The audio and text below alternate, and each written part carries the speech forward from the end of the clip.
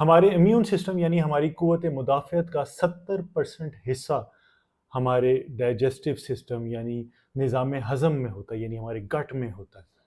اور اگر آپ کا نظام ہضم ٹھیک نہیں ہے، اس کے اندر انفلیمیشن ہے یا کوئی مسئلہ ہے، تو پھر بات ٹھیک نہیں ہے، کیونکہ اس کے ساتھ پھر ہماری ڈائجسٹو پرابلمز ہوں گی.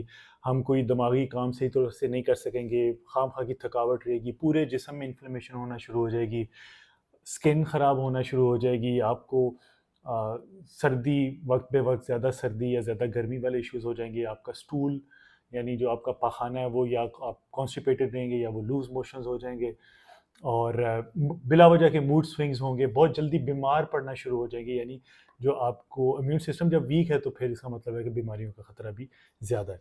تو بیسیکلی یہ جو ہمارا نظام ہضم ہے یہ جسٹ ایک خوراک کی نالی نہیں ہے، یہ ہمارے جسم کا پورا ایک کمیونیکیشن کا نظام ہے، پورا ایک سسٹم ہے اس کے اندر. یہیں سے سارا کام کیا جاتا ہے، یہیں سے ہماری باڈی کو صحیح آپریٹ کیا جاتا ہے.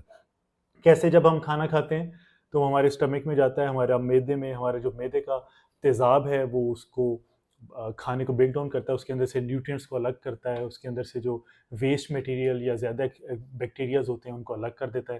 جو اچھی چیزیں ہیں جو ہمارے جسم کے لیے فائدہ مند ہیں، جو نیوٹرینٹس ہیں، جو وائٹامنز ہیں، ان کو ہمارا جسم جو اسمال انٹسٹائن میں پھینک دیتا ہے، اور جو ایکسیس بیکٹیریاز یا فضلہ ہے وہ لارج انٹسٹائن کے ذریعے ہمارا جسم اس کو نکال دیتا ہے.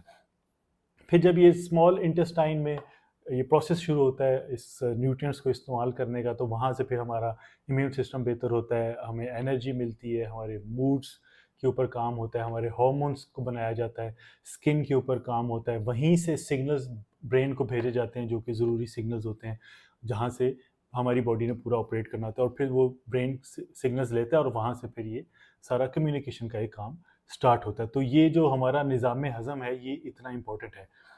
جیسے میں نے آپ کو شروع میں بتایا کہ اگر یہ خراب ہے تو یہ آپ کو ایشوز ہو سکتے ہیں جیسے انفلیمیشن اور موڈز وغیرہ کے، لیکن دو بہت کامن اس کے سمٹمز ہیں، جن میں سے ایک بلوٹنگ ہے، یعنی ہر وقت پیٹ کا پھولا رہنا یا گیس کا بنتے رہنا، یا ایسڈ ریفلیکس ہے جس میں کھانا واپس آتا ہے. اب جو بلوٹنگ ہے وہ بیسیکلی مقصد اس کا مطلب کیا ہے؟ مطلب یہ ہے کہ ہماری باڈی اس کھانے کو توڑنے میں، یعنی اس کے اندر سے نیوٹرینٹس اور فضلہ علیحدہ کرنے میں اس کو مشکلات پیش آ رہی ہے. اور کیوں ہوتا ہے یہ؟ لو اسٹمک ایسڈ کی وجہ سے ہو سکتا ہے، اگر ہمارے جو انزائمز ہیں وہ صحیح نہیں ہیں معدے کے اندر اس کی وجہ سے ہو سکتا ہے، کسی کھانے سے الرجی ہے اس کی وجہ سے ہو سکتا ہے، یا کسی بیکٹیریا کی اوور گروتھ ہوگی ہے اس کی وجہ سے ہو سکتا ہے. اور اسی طرح جو ایسڈ ریفلیکس ہے یہ بھی یا جو معدے کا تیزاب ہے اس کا بہت زیادہ ہو جانا یا اس کا بہت زیادہ کم ہو جانا، اس کی وجہ سے ایسڈ ریفلیکس ہوتا ہے.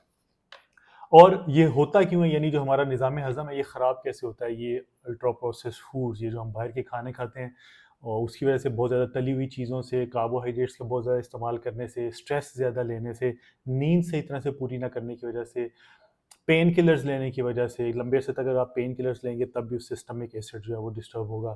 اینٹی بایوٹکس اگر آپ لمبے عرصے تک لیں گے دوائیاں تو اس کی وجہ سے بھی آپ کا جو اسٹمک ایسڈ ہے وہ خراب ہوگا. اور اگر آپ اوور ٹریننگ کر رہے ہیں، اگر آپ ایکسرسائز بہت زیادہ کر رہے ہیں اور آپ کو ریکوری کا ٹائم نہیں مل رہا یا ریکوری نہیں کر پا رہے، تو اس کی وجہ سے بھی آپ کا جو معدے کا تیزاب ہے وہ متاثر ہوگا.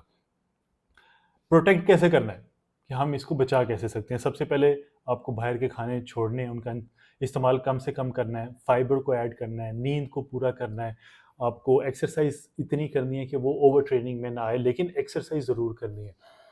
اس کے ساتھ آپ پانی کا اپنا خیال رکھنا ہے کہ آپ نے ہائیڈریٹڈ رہنا ہے، اور اس کے اندر آپ نے پنک سالٹ ضرور ڈالنا ہے، یعنی آپ کو الیکٹرولائٹس ملتے رہیں، آپ کے جسم میں الیکٹرولائٹس کی مقدار صحیح رہنی چاہیے.